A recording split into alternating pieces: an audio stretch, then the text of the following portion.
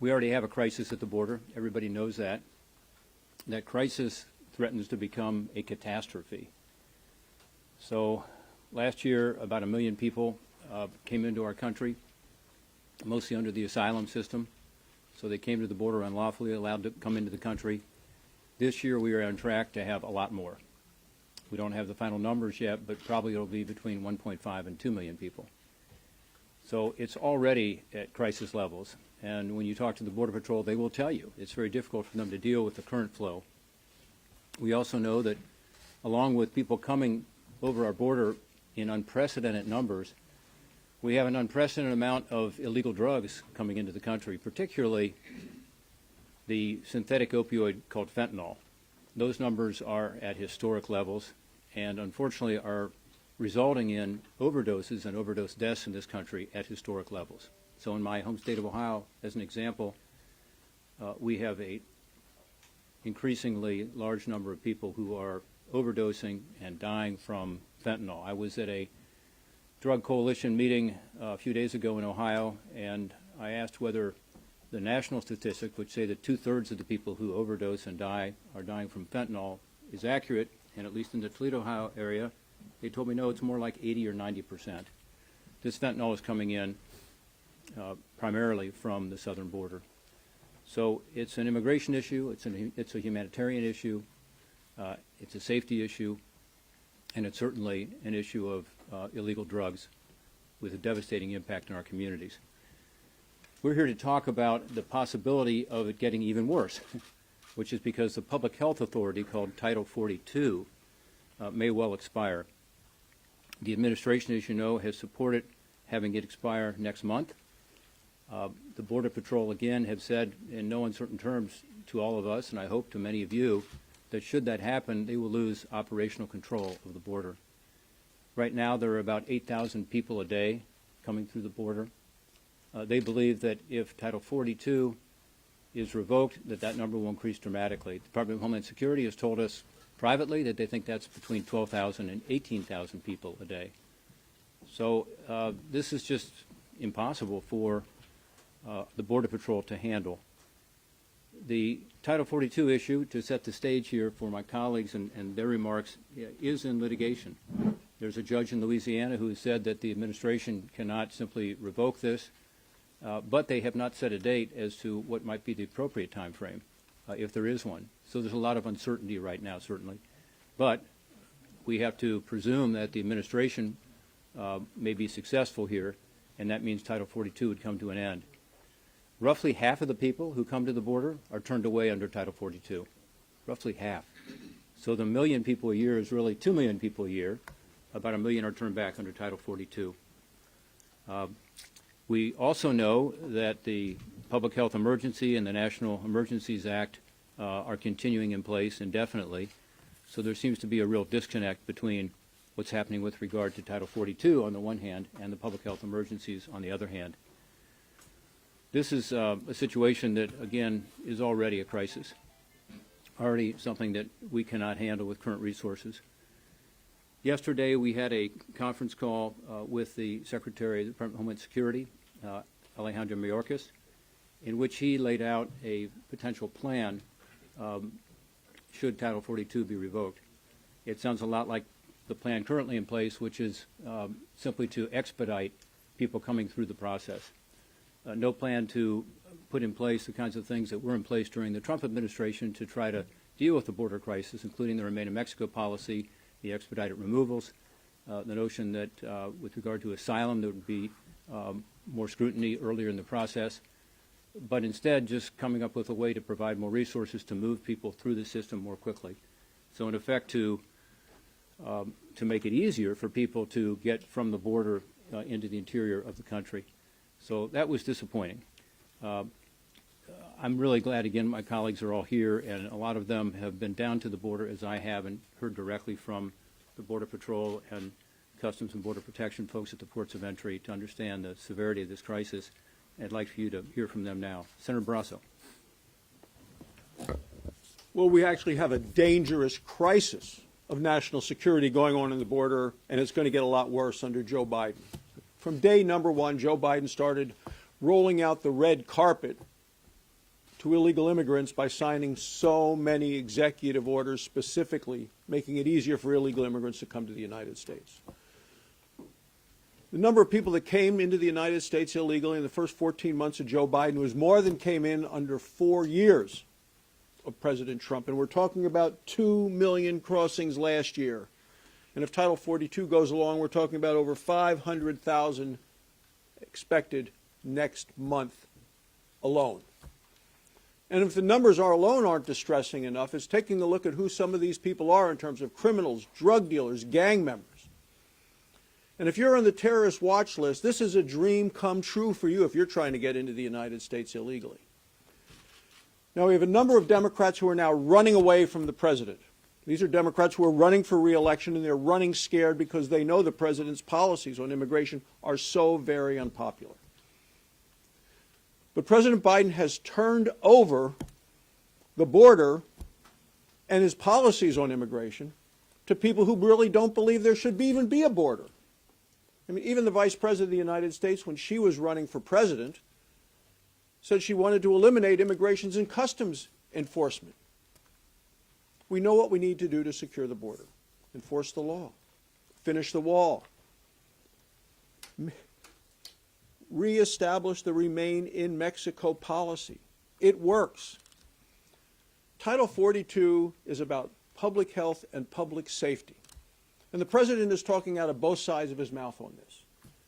Because in one regard, he's saying he asked for $25 billion additional dollars for COVID, because COVID is such a crisis in the United States right now. And at the same time, on the other side of his mouth, he said, oh, COVID is done. We don't have to worry about it with regard to the border. We can make it a lot easier for illegal immigrants to come to this country. When we talked yesterday, a number of us in leadership on the conference call with the Secretary of Homeland Security, the plan he laid out was to allow illegal immigrants to come here faster and easier, not to keep them out. So for people who believe like I do, we have a dramatic and desperate crisis of national security at our southern border, I will tell you, if they eliminate Title 42, it's going to get a lot worse. Well, thanks, Rob. We are a nation of laws. We're a nation of immigrants. But the one thing that we have to have in this country is respect for our laws. And this is the Biden border crisis. No ifs, ands, and buts about it. There has never been a more direct correlation between a set of policy decisions and consequences resulting from those decisions than what we've seen at the border. When they came to office, they got rid of they took 94 executive actions. They got rid of the tools that enable our Border Patrol to keep the border secure. And what have we seen? 2 million illegal crossings last year, 221,000 last month, the highest number in 22 years. And we're told that if Title 42 goes away, we're looking at 18,000 a day, compared to 1,600 per day pre-pandemic. These are staggering numbers. And we're also told that by the Border Patrol that 9 out of 10 agents will be taken off the border and used to process migrants. Well, what does that do to all the other unsavory things that are happening at the border? Senator Portman mentioned a number of those, but the biggest killer today of people between the ages of 18 and 45 is fentanyl. And fentanyl is coming across the border because it's just essentially an open border. And so we've got the direct consequence of these Biden administration policies playing out in front of the American people on a daily basis. And what have they done? Well, they've stopped construction of the border wall, as Senator Barrasso pointed out. They have significantly curbed deportations. They have ended the Remain in Mexico policy. These are all policy decisions taken by executive action by an administration which is yet to visit the border. So the president and his border czar, the vice president, are directly responsible for what is happening at our southern border. And Title 42 makes it much, much worse. If they end that, if they repeal Title 42 as they're intending to do, it is going to intensify and make much worse a problem that is already epic proportions in terms of the disaster that we're seeing there on a daily basis. So you know, the Democrats in the Senate at least are coming to the realization, I think in the House as well, that this is a really bad idea. And they're conveying that, I think, to the administration. Hopefully the administration will listen, because if they move forward with this policy, it will be on top of a whole bunch of other bad policies that have contributed to a major crisis at our southern border. And Republicans in the Senate are going to insist on a vote. We want to vote. We want to put people on the record whether or not they support this really awful decision by this administration to backtrack yet again on a border policy that has at least had some success in controlling and keeping the number of illegal crossings somewhat under control. But it will explode. It will flat explode if they move forward. So we're going to do everything we can to stop that, and Republicans in the Senate are going to insist upon a vote on Title 42, and I sincerely hope that we'll have a lot of Democrats who will join us.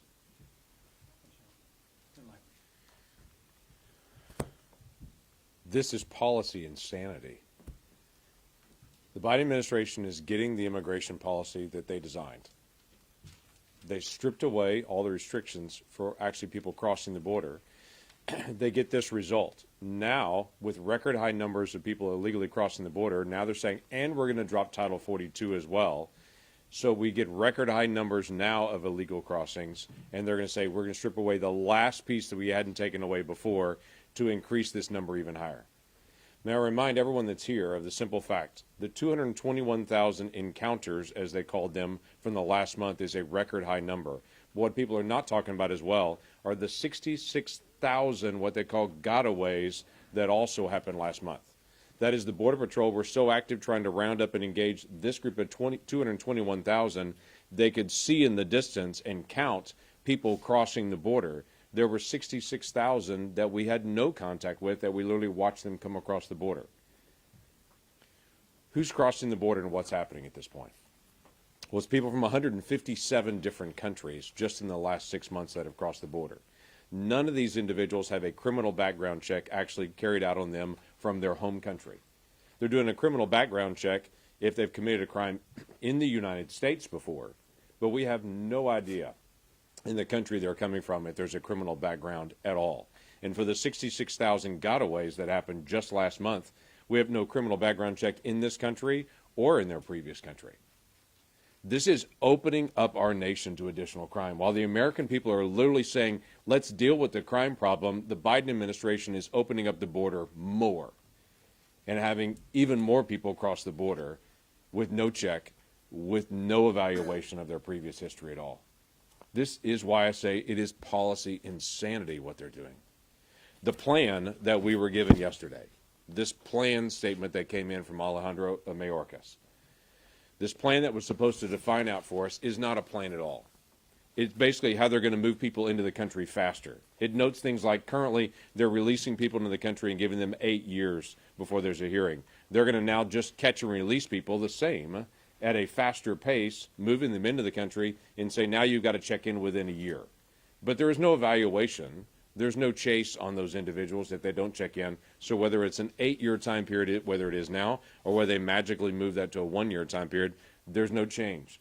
Fascinatingly enough, in this report, they say they're lifting Title 42 authority at the border because there's no COVID at the border, but they can't detain individuals because there's COVID in their detention facilities. So there's no COVID when you're crossing the border, but if you actually hold people in detention, then there's mass COVID, so we can't actually hold people in detention. So they don't increase bed space at all in this process.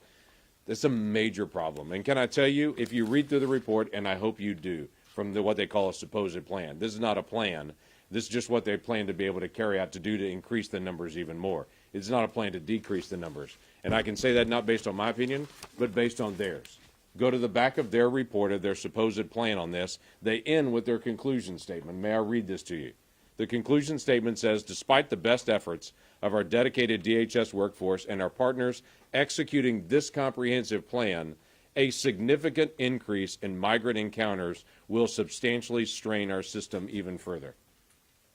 So their plan is not to reduce the number of people crossing. Their plan is this is about to get worse, and we're aware that this is about to get worse. This is not a plan to stop illegal immigration. This is a plan to accelerate illegal immigration, and they even admit it. This has got to stop. The American people just want the enforcement of our laws. That is not too much to ask. Well, thank you all for being here, and thank you, Rob, for spearheading this. Well, we've been here before. We've been talking about this is at least the second or third press conference that I've been a party of to talk in a cautionary tale as to what we see over the horizon. And the administration, by their own admission by numbers, as James said, they are acknowledging that it will occur. So here we go again. Here we go again. But there's a couple differences. Significantly, as Senator Portman mentioned, our colleagues on the other side of the aisle, in growing numbers, are imploring the president to postpone, to relook, and to rethink the decision to get rid of Title 42 in May. And so we see those numbers. I think as we get closer to the date, we know these numbers are going to go up. But we also have our friends in the media that would not normally be rising to put on their opinion pages things that we agree with, maybe. Here we got the Washington Post. A migrant surge is coming at the border, and Biden is not ready. That was in April of this year. And then we have NPR that says, what happens at the border once it is lifted, Title 42? In a word, influx. That's a mild word, I think, compared to what we think will happen, and know will happen. It's going to be a catastrophe. And Senator Lankford, Senator Portman, and Senator Thune, we were on this call yesterday with the Secretary Mayorkas. And when we talked afterwards, 6-point plan, as James was pointing out, it's only a way to manage the more and more numbers that are coming, and it isn't really managing. It's transportation, it's healthcare. It's moving people from actually the border into more central parts and then processing them there. What's that going to do?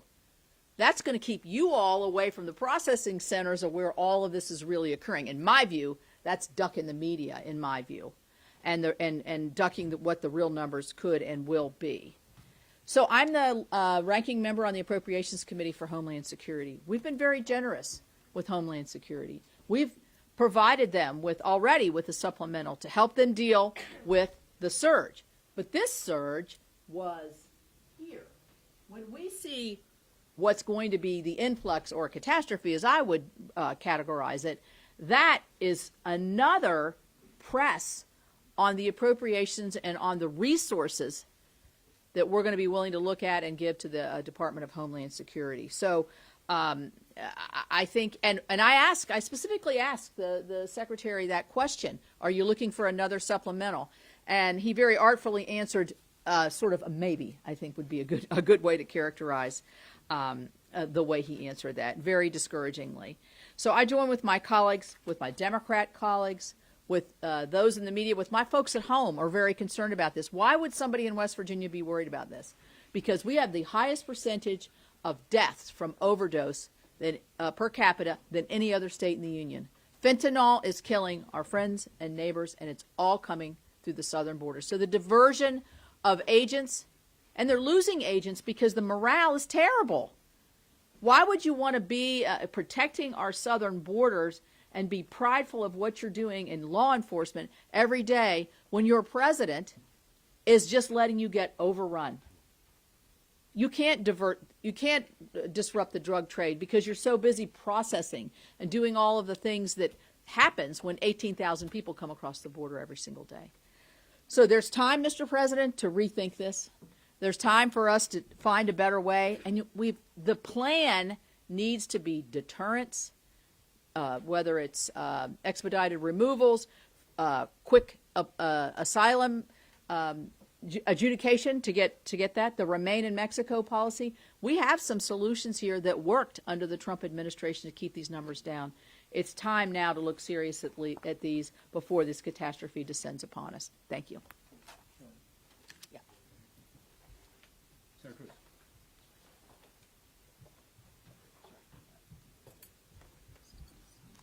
Thank you, Rob. Right now, we've got a crisis at our southern border. It is chaos. It is endangering the safety and security of Americans. We are seeing hundreds of thousands of children being brought in by human traffickers, many of them subject to violent abuse, to sexual abuse. We're seeing criminals, violent criminals. We're seeing gang members. We're seeing people who are known terrorists coming in illegally. This chaos is the result of political decisions made by Joe Biden and Kamala Harris. And looking at the chaos at the southern border, only this administration would decide it's not bad enough that we have the highest rate of illegal immigration in 61 years, 2 million people last year. It's not bad enough. They want to make it worse by rescinding the use of Title 42 to protect against COVID-19 infections. It's interesting that on April 1st, the CDC issued a statement urging the end of Title 42, saying, quote, "After considering current public health conditions and an increased availability of tools to fight COVID-19, such as highly effective vaccines and therapeutics, the CDC director has determined that an order suspending the right to introduce migrants into the United States is no longer necessary." 12 days later, on April 13th, the same CDC extended the order that everyone must wear masks on airplanes. So here's the Biden administration's reasoning. It's just fine, according to the CDC, for tens of thousands of illegal aliens to be released who may well have COVID-19, to surge into Texas communities where the hospitals are overrun, they are full, where the schools are full, where the jails are full. But American citizens, even those who have been vaccinated, even those who have had COVID, they must wear a mask. It is utterly arbitrary and hypocritical. Now, thankfully, both of those decisions, the decision to end the use of Title 42 and the arbitrary decision to require everyone to wear masks on planes, both of them, the federal courts have stopped. But the partisan hypocrisy is stunning. This is the CDC embracing open borders. And I will say partisan hypocrisy, Capitol Hill is certainly not immune from that particular failing. We're now seeing a bunch of Democrats, interestingly enough, all collected in states where they're on the ballot in November. And they've suddenly discovered the American people don't like it when you have 2 million illegal immigrants, when you're releasing vast numbers of people in chaos. And so suddenly you got Democrats who are releasing statements saying we should not end Title 42. The hypocrisy of that is last year I forced a vote on my amendment to codify the protections of Title 42, to stop the administration from ending Title 42, and every single Democrat voted no. Every one of the Democrats is putting out press statements. So the press statements are actually very convenient because the corporate media will happily parrot that they oppose ending Title 42, while ignoring the fact that when they had a chance to actually do something about it, every single Democrat voted no. And by the way, many of us have been fighting to get another vote on Title 42, and Chuck Schumer is blocking the vote because he doesn't want to vote to put people on record. This is extreme, it's radical, it's dangerous, and it's unnecessary. The open border policies of this administration are a disaster, and I'll tell you, my prediction is in November, South Texas is turning bright red. South Texas has been a heavily Democrat region of our state for 100+ years.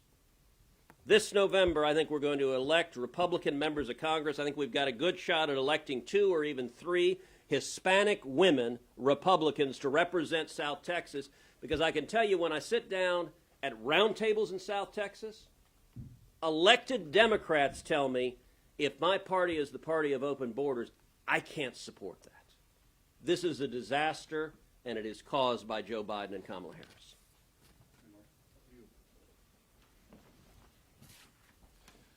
Well, this administration is either incompetent or they want this crisis. It has to be one or the other. Either they're incompetent or they want this crisis.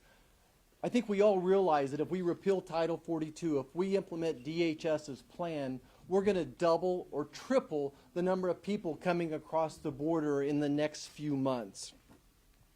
We've done over 90 town halls in Kansas now since being sworn in a little bit over a year ago. And I can assure everybody that their biggest concerns are inflation and the safety and security of their families. And their safety starts at this open southern border. I want to bring this issue home to Kansas. We're not a border state, in case you didn't have geography. We're in the heartland, the very middle of the country. And this is the front page of the Kansas City Star this Sunday. The front page of the Kansas City Star this Sunday. Two young men in the prime of their life, high school age boys that died from overdose of fentanyl. We all should realize that a teaspoon of fentanyl could kill 1,000 or 2,000 people. These young men, I don't know if they took half a tablet, if they took one tablet, but that would be plenty to make most people stop breathing. In the past 3 months, Kansas has had 2,500 drug overdoses. Last month, Wichita police officers on a routine traffic stop picked up somebody with 7,000 fentanyl pills. And again, each one of those pills could probably kill several people. We've apprehended, since Joe Biden was sworn in, over 6 tons of fentanyl seized at the border. I drive a Dodge Ram truck. I could back my truck up and fill that 10 or 12 times, and that's how much we've seized. And we could assume that multiples of that have got across the border. I think the only conclusion is, like I said, that this administration is either incompetent or they want this crisis. Thank you.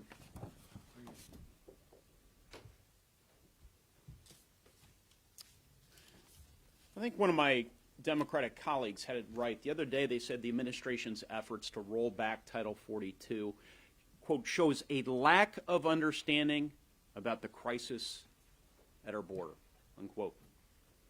Now, the White House says this issue's about public health concerns, about the pandemic, but the Biden administration only seems to be concerned about the pandemic when it supports their liberal agenda.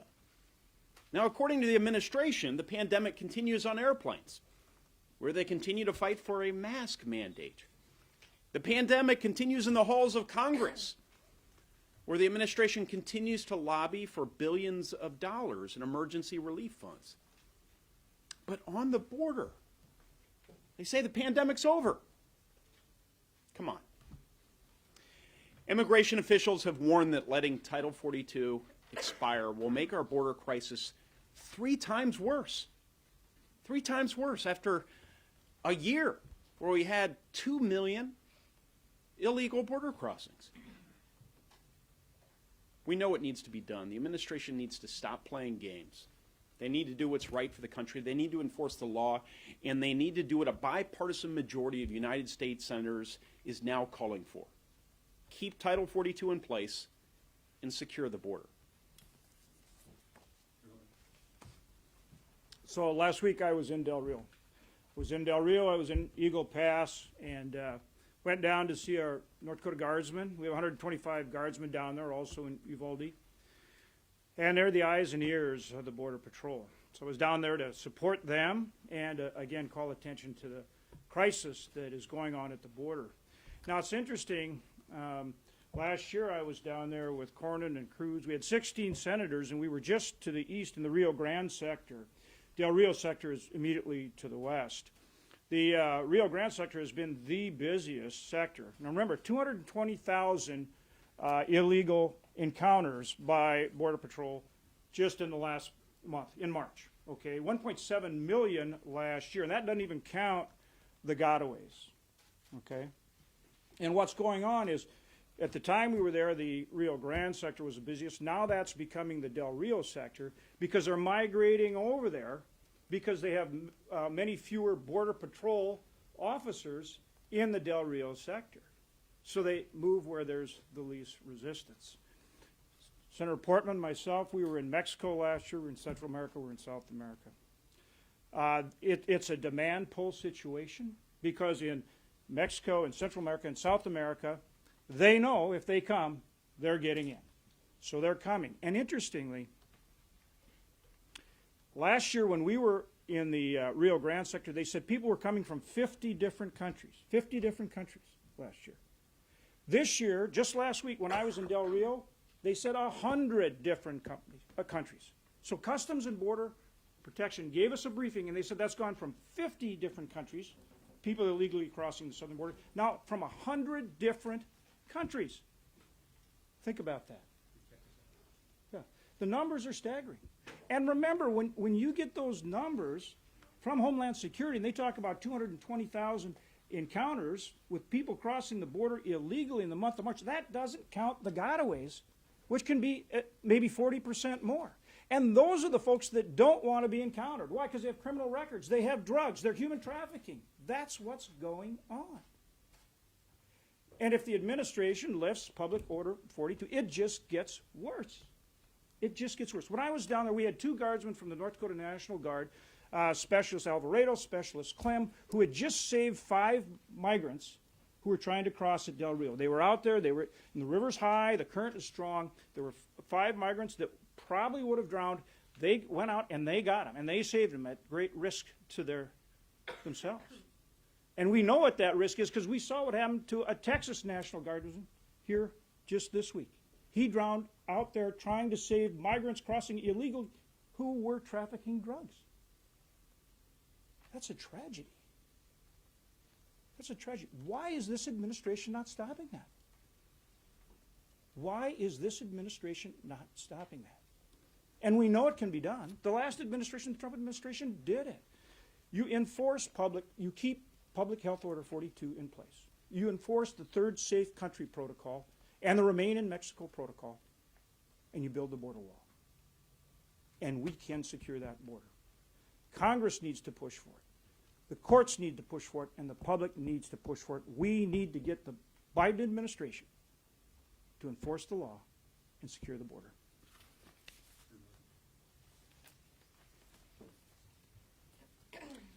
I think there's a consensus among anyone with any common sense that if we lift Title 42, it's going to create a true crisis on the southern border. That's what we've been speaking of. It's going to create tremendous havoc.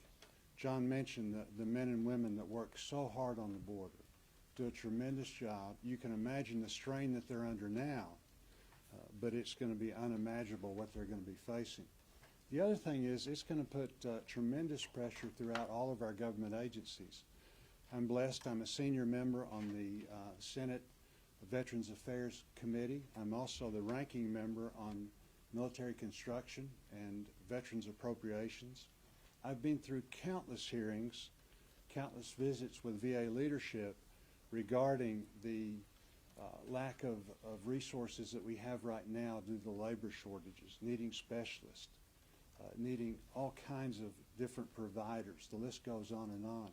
One of the things I'm very concerned about, there's talk of using the fourth mission. This is the idea that when you have a crisis, that the Veterans Administration then can step in and provide resources to help fill that void. This is going to be a crisis, but it's a Biden administration manufactured crisis. Americans veterans have given everything for this country. We can't let the resources and personnel that are supposed to be dedicated to taking care of them get ripped away because the President and his administration have so badly mismanaged our border security and illegal immigration problem. They don't deserve it, and we won't stand for it. Thank you.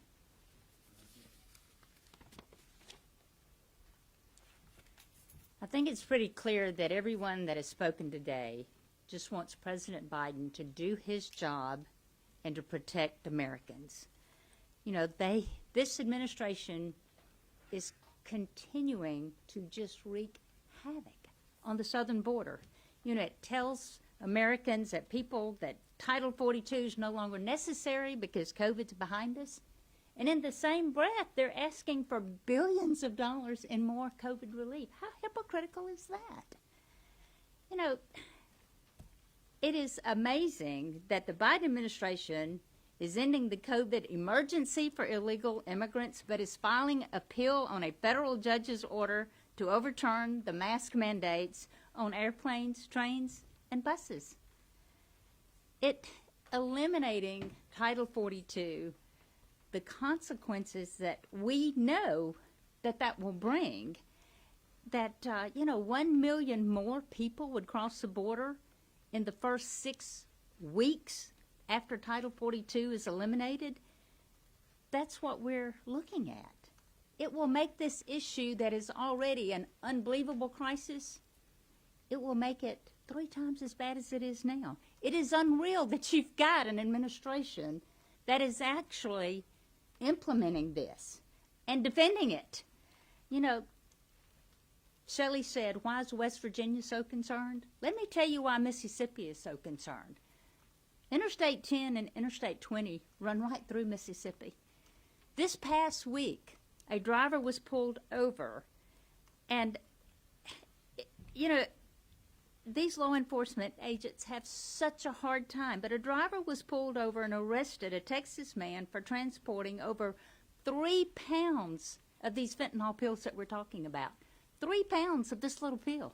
And it was right there in Rankin County in Mississippi. It's destroying lives. It's destroying families. Our job is to protect Americans. Our job is to enforce American laws. So, when it comes down to the Biden administration just simply using COVID as an excuse to push through these liberal policies, and it just doesn't matter what it's doing to the safety of Americans. It is unbelievable. We need to continue to have these press conferences. We know what's in front of us. Again, we're just asking President Biden to do his job, to protect Americans, and enforce the laws that have already been passed. Cindy, thank you. Questions, comments? Yes. Senator Portman, some of your Democratic colleagues aren't necessarily opposed to lifting Title 42, rather lifting it without a plan. Now that there has been a plan released by Secretary Mayorkas yesterday, are you worried that some of your colleagues across the aisle are going to switch over their sides? Have you had any conversations with them? What are you hearing? No, it's a great question. I have not heard that, but I wouldn't be surprised. The problem is it's not really a plan. And, we looked at it carefully yesterday. We had a briefing on it. And primarily what it does is it expedites the immigration process. As an example, instead of having processing at the border, there would be processing on the bus or other means of transportation going further into the interior to take pressure off the border. As an example, there would be more people hired to process people more quickly, but nothing with regard to slowing the flow. So it's not a plan that deals with this crisis, which is getting, of course, far worse if Title 42 is removed, in that about 50% of the people were turned away. So this line would have been up here if 42 had not been in place. And so I mean, that's the decision I guess my colleagues are going to have to make on the other side of the aisle. I think 11 members have said they have some concerns with revoking Title 42 at this point. The other point I would make is this is not about Title 42. Ultimately, that's going to go away. At some point, COVID will be behind us. We won't have a public health emergency. We'll be left with a policy that doesn't work. And we know it works because here, as you can see, we had effective control of the border by putting in place some sensible policies. The asylum policy changes that Senator Capito and others talked about is one thing we have to do that actually was not done during the last administration, that would even lower those numbers further, which is to say immediate adjudication. If somebody doesn't qualify, they'd be sent home. And that 85% of the people who are applying from Mexico or Central America or other places are, in the end, not being granted asylum, and yet they're in the United States for 6 to 8 years and embedded in the communities and so on. So we know it works, and that's the kind of policy we're looking for. Yeah. My question is for Senator Cruz. You mentioned that Leader Schumer was blocking a vote on having the Senate go on record with whether they support delaying or keeping Title 42 in place. What's the best legislative avenue at this point to keep it in place? I know that there's also bipartisan legislation from Senator Langford and Senator Sinema at this point. Look, I would be happy with any vehicle that is moving. There was a couple of weeks ago before the recess, we were initially going to vote on their supplemental funding for so-called COVID relief, and many of us were conditioning that vote on voting on Title 42, and Schumer ultimately pulled it down. He supports the bill he wants to pass, but not at the price of actually having a vote on Title 42. And my point is, if you know, Democrats could have come to this press conference. There are no Democrat senators standing here. So I get that the ones up for re-election are putting out press statements claiming that they don't want to end it. But when they voted on it, every single one, 100% of them, voted against preserving Title 42. Do Republicans concede that this is no longer really about public health? Because Republicans have been very vocal about rescinding all other pandemic-related restrictions. But Title 42 was ostensibly put forward as a public health measure. So if you don't support mask mandates, right, and a host of others, then how do you justify continuing to support Title 42? Look, mask mandates are the height of hypocrisy. And by the way, I will say on mask mandates, if you look on any airplane, people are voting with their faces. Vast majority of people on planes, the instant the mandate was repealed, pulled them off. I got to say, I'm actually pleasantly comforted, even in the Capitol Hill Press Corps, which I think is fair to say is not a right-wing organization. The large majority of reporters in this room made the choice and voted with your faces not to wear the mask. Listen, the crisis here ultimately is about the deliberate chaos and human suffering at the border. When we had the lowest rate of illegal immigration in 45 years under Donald Trump, it wasn't Title 42 that was driving it. It was the Remain in Mexico agreement. It was enforcing the laws. The reason for this chaos is Joe Biden and Kamala Harris made the political decision not to enforce the laws, to release vast numbers of illegal aliens. And with Title 42, they want to release much more. You know, I was looking at one of the... Title 42 was put in place because of COVID. So if you are against COVID-era restrictions... Look, I'm against an unsecured border. I'm against the chaos. One estimate is that if Title 42 is rescinded permanently, 170,000 more illegal aliens will come through our southern border. That's a massive number. We had 221,303 come across our southern border last month alone. And that's in a month. Yeah, that's not an annual year. That's a month. If Joe Biden follows through with rescinding Title 42, we will see the highest rate of illegal immigration in the history of the United States of America. That is their desired outcome. And on COVID, the utter hypocrisy of it. Look, when you say it's not about public health, let me encourage you. Come down to South Texas. Visit the hospitals in Laredo that are full, or in McAllen that are full. Visit the schools that are full. Come to the Biden cages. For 4 years, every Democrat and the corporate press talked about kids in cages, kids in cages. How many of y'all have done a story on the Biden cages? What you didn't report on is Barack Obama built those cages. The cages are more full today under Joe Biden than they ever have been. And the last time we went there with 19 senators, the rate of COVID positivity in the Biden cages was over 10%. So this is public health as well. But the Biden administration, the only group on planet Earth they don't care about having COVID is illegal immigrants who they want to release into this country. So you're saying it's not about COVID then? The rollback of Title 42, you're saying it's about immigration? It's about both. Because Title 42, as my colleague says, is implemented as a COVID measure. Yeah, let me take a crack at this also, because as I said earlier, Title 42 is not going to be there into the future. It's a public health order. It shouldn't be. Once we're beyond this COVID period, which is all the more reason we have to put in place sensible policies to deal with this crisis. Title 42 is not the long-term solution. It's not sustainable. It's just we all know that. for now to address. It's not convenient. It's the fact that it's all there is.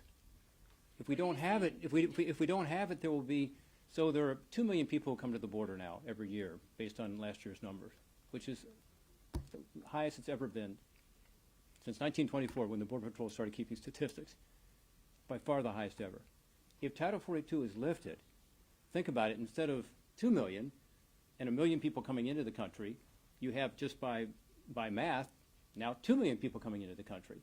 And there are a lot more people coming also, as you've seen, all over the world. It's not just Central America.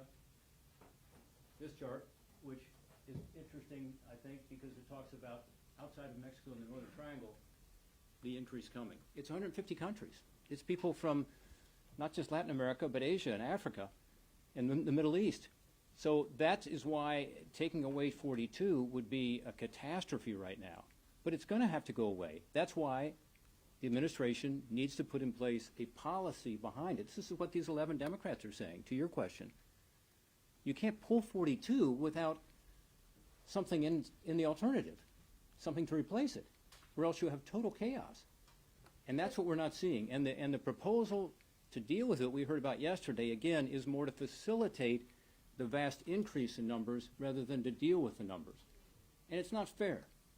It's not fair to these countries in Central America and Latin America and really around the world who, as we talked, John Hoeven talked about being in Mexico, Central America, and Latin America with him last year, the presidents of these countries, who met with all 4 of them, all said the same thing. You guys are drawing our people north with your policies. Your asylum policy is a magnet. Stop doing that. It causes us problems. We don't want to lose all these people, first of all. But second of all, you know, the migrant caravans and so on coming through, stop it. Change your policies. Put in place sensible policies. That's all we're asking for. But in terms of sensible policies, are there any immigrants that your party can support at this point? You know what I mean? Like there's, I mean, it We're used to be we're strongly in Republicans support of saying legal we're the party immigration. But We're strongly now- in support of legal immigration. Strongly. But how though? In what policy during this Congress have Republicans done anything to support legal immigration? Well, we strongly support legal immigration, period. I mean, America is the most generous country in the world in terms of bringing in legal immigrants. We're for that. I think I speak for all my colleagues. Do you support, for example, in the Competes Act, the provisions to offer, say, the most non-controversial immigrants of all, STEM PhDs, a green card? We're hearing from your colleagues all week that, you know, this is going to be too controversial for this Republican Party. Is the Republican Party at this point just a restrictionist party? No. I would support that, of course, and I always have. You staple the green card to the diploma. Senator Bozeman's got to go. You want to say something for your lead? The only thing I would remind is, we have these numbers, but as somebody that used to be the chair of Homeland Security, these numbers indicate people that are caught. It doesn't count the hundreds of thousands of people because the border guard is so tied up doing things that they're not trained to do, taking care of young children, things like that. You've got hundreds of thousands of others that are going across. The other thing I'd remind people is the border is secure on the Mexican side. The cartels don't allow anybody to cross without getting a cut. So it's a tremendous moneymaker for the drug influx that we're so very concerned about that's been talked about earlier. But Senator, does the increase in apprehensions have anything to do with the increase of appropriations? As a former chair of the Appropriations Committee, as you increase appropriations for the border, wouldn't that result in more apprehensions? No, I'm all for, plussing up border security.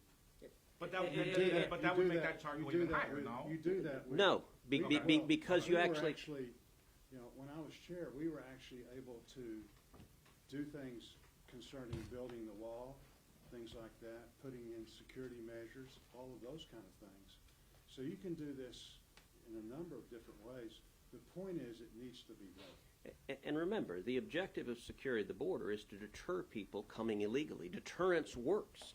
There's a reason we got to those low numbers. There's a reason the numbers exploded the moment Joe Biden got there. And by the way, apprehension for most of these is a term that's actually not accurate. I would encourage all of you, come down to the border and see what happens, because they come across the border, they look for a Border Patrol agent. They turn themselves in. They're not being caught.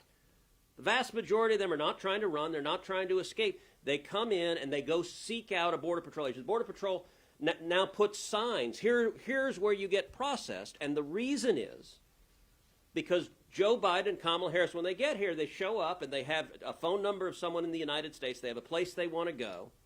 And the Biden administration is the last mile of the human trafficking network, and they put them on a bus and put them on a plane and take them to wherever they want to go in the country. And so these are not apprehensions. The objective is to deter people from crossing illegally. We know how to do it, and it's a very simple thing. You enforce the law. What Joe Biden and Kamala Harris won't do is enforce the law. Let's take two more questions. Speaking of deterrence, and you had mentioned this earlier about the current immigration system does need to be reformed as far as asylum processing, adjudication. So would you agree with the DHS on that point, that you guys do need to do something to reform the immigration process? Or do you think that if the administration implemented deterrence policies, that the current immigration system would be enough to, would work well? Well, on the report that was issued yesterday that James Langford had, you will see it says something interesting. It says our current immigration policy is broken. And yet there's no proposal to fix it. So absolutely we want to work with them on that. But that's not what they're proposing. With regard to asylum, the only proposal that they've had, and this came out about a month ago, was to put asylum officers on the border to do an initial screen. But when that individual was deemed not to be eligible for asylum because they didn't meet the standard of credible fear, then that person would be able to immediately appeal to an immigration judge. So in effect, it only created another bump in the road. In other words, another time delay, as opposed to the policy that I would support. And Senator Cornyn and Senator Sinema have legislation that goes along these lines, which is to actually provide the funding to provide an immigration adjudication with regard to asylum at the border immediately. And if that person doesn't qualify, and remember 85% roughly of people who go through the system in the end don't qualify, then those people would go back to their country. That would have an immediate deterrent effect. So you would agree that deterrence wouldn't be the only solution? It would need to be a kind of a double take? Well, that is deterrence. I mean, it's deterrence because when your neighbor comes back and reports, you know what, they've got a system in place now where you can't go in illegally. You can only go in if you're legal, and you wait in line. And again, we have the most generous system in the world, and we support that. Or you have to really be someone who does have a legitimate fear of persecution in your home country, and therefore you qualify essentially as an asylee or refugee. That would send a huge signal. That's what's going to stop people from coming. And then all the other provisions we talked about here today that add a further deterrent, such as providing the Border Patrol the tools they need with the technology and the fencing and the walls. And you know, when the Biden administration came in on day one, they stopped the construction of the wall. Fine. They also stopped the construction of all the technology that went with the wall. And what my colleagues can tell you who have been down there in the Del Rio sector as an example, since that was talked about, or El Paso, they not only didn't complete the wall, they stopped the technology. In fact, in Del Rio, in El Paso, the technology was stopped after about 10% completion. The wall was about 90% complete. Now, even my Democrat colleagues support technology, I'm told. This is sensors and cameras and so on, but they stopped it all. So there's a lot of things you can do, but ultimately, if you don't fix the asylum system, you're going to continue to have people drawn to our border because they know, as Senator Cruz has said, they can walk in. One more question, then we'll be breaking up this, but I'll stick around, as will Senator Cruz, I'm sure, for questions individually. I'm actually off topic. Can I get your reaction to Trevor, the prisoner swap that resulted in Trevor Reed being? I'm not up to speed on it. If you want to talk about it. He's a Texas native. Yeah, no, we're very glad that he has been returned, and he should never have been detained in Russia. And we're glad he's back. We're glad that he's going to be back home in Texas, and we are celebrating that. Take one more question. Senator, Since that was not. Yeah. Can I ask about expedited removal? I'm sorry, say it again. On expedited removal, one of the pieces in the DHS memo was to increase use of expedited removal with the thought that a formal deportation order is going to be more of a deterrence, as you've mentioned, to repeat crossers who right now don't face a legal consequence. There's no disincentive to just keep trying. And if you look at the chart even, you sort of start to see a small rise starting in April 2020 when Title 42 is lifted, or Title 42 is imposed. I was just wondering what your response was to the recidivism concerns about Title 42 and whether you would support expanding expedited removal, or do you just see that as processing people faster? Yeah, I think expedited removal has to be part of any policy that works. Under the Obama administration, there was about, as you know, there were more people who were deported through expedited removal. Roughly 65% of those who came in illegally were removed. The numbers we have for the Biden administration, which would be last fiscal year, the 8 months of the Biden administration, it's roughly 4%. So there's a huge difference even between the Obama years and the Biden years in terms of using expedited removal and actually deporting people who did not qualify to be in the United States. And it's a further example of what we're talking about. Is there's been a deliberate attempt through policy to change what we're doing at the border and also with regard to the interior, with regard to expedited removal and deportations. But so And Title this is part of the magnet. So if Title 42 were rescinded and in its place was a very robust expedited removal system where a high percentage of people were removed through that process. So there is somewhat of a process, but it's, Well, yeah, you know, again, is that something you would support? the one caveat here, which is a huge one, is that if you come to the border and you claim asylum, you are permitted to come in. Well, if you pass credible fear. If you pass credible fear. But that's a very low bar, as you know, at the border. Extremely low bar. So, and then you go through the process. And then at the end of the process, roughly 15% are deemed to have qualified. But meanwhile, all these other folks are in the country. And so you have to deal with that issue as well, not just expedited removal. And then when that happens, is the person deported or not? Right now, again, the 5% figure, that is not happening. So it's a big change in terms of even the Obama years until this administration, much less from the Trump administration to now.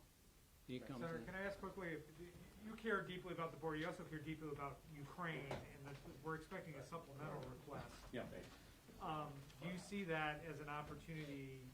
We heard Senator Thune say we want to vote on this. Yeah. Is that going to be an opportunity to have a vote, especially considering it seems Democrats want to combine COVID and Ukraine supplementals? Yeah.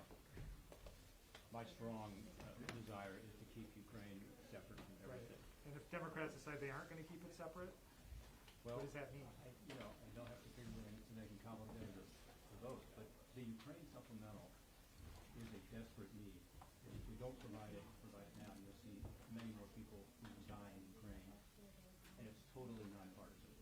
At least it has been up to now, and it needs to continue to be. If you load it up with other things, it becomes necessarily a partisan product, one way or the other. Do you have a sense that if the combined COVID-Ukraine bill could get 10 Republicans? I don't know.